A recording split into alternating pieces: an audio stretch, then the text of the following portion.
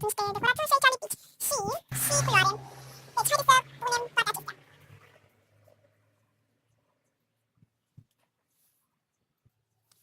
Hai să începem cu asta, sau nu, hai cu sucul.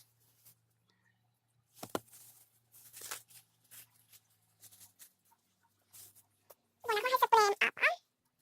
Să fie din același domeniu. Să punem decorațiunile. Așa. Să punem cutia.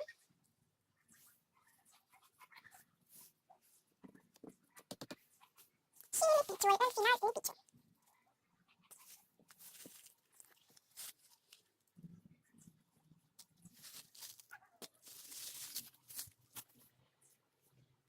Ce ciudat a făcut aici, gen, cred că a pus prea multă apă, dar vedem.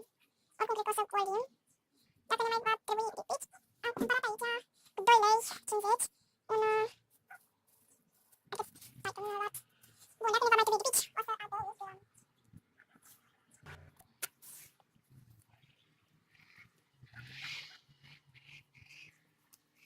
Se prinde, bineînțeles, pentru că are lipici, dar nu știu cât de puternic va fi pentru un asemenea slime oribil.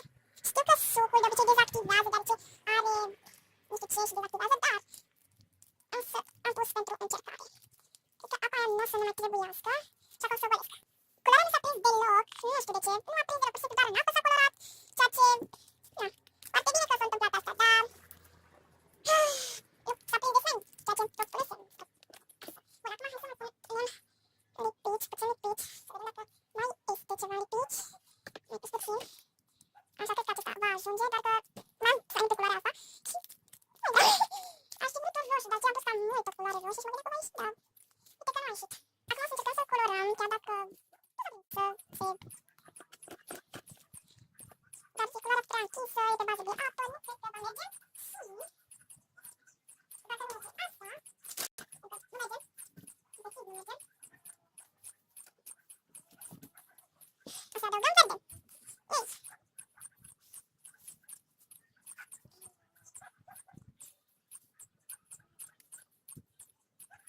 Așa, și acum trebuie să...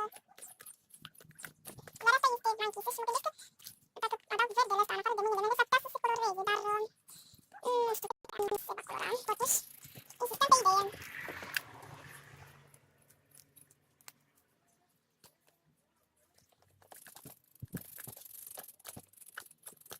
M-am scuzat că se zdruncină cadrul, dar n-am ce să fac.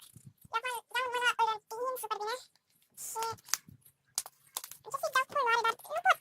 Efectiv nu pot. Deci am încercat majoritatea. Nu știu, chestii, dar nu se colorează. Am adăugat eu o bucată de galben, poate îl deschid, poate, dar nu degeaba. Ia să vedem, poate mai avem mai culori pe aici. Avem, dar nu știu dacă se va ruga ici. Negru. Cam bateria. Bateria, mă refer spațiu, în fine, nu mai aveam spațiu, pentru că mai filmasem ceva înainte. Iar acum am adăugat negru și da, o să mai adăugăm pentru că se prinde extrem de bună culoarea, să adăugăm culoare din asta. Să vedem dacă mai este ceva. Nu mai este, asta e mai nice. Cât o să se coloreze, o să se coloreze, atâta lăs, pentru că deja a ieșit un verde foarte, foarte, foarte închis. Bine că se împinge, dar problema e că nu prinde culoare. El la, nu știu, la fund, ca să zic așa, aveam fel de gen, dacă ați observat. Și acel gen s-a, nu știu, s-a răspândit în tot slime, bineînțeles, și a creat o chestie care împiedica să se coloreze. Am adăugat roșu, puțin galben, ce am mai adăugat?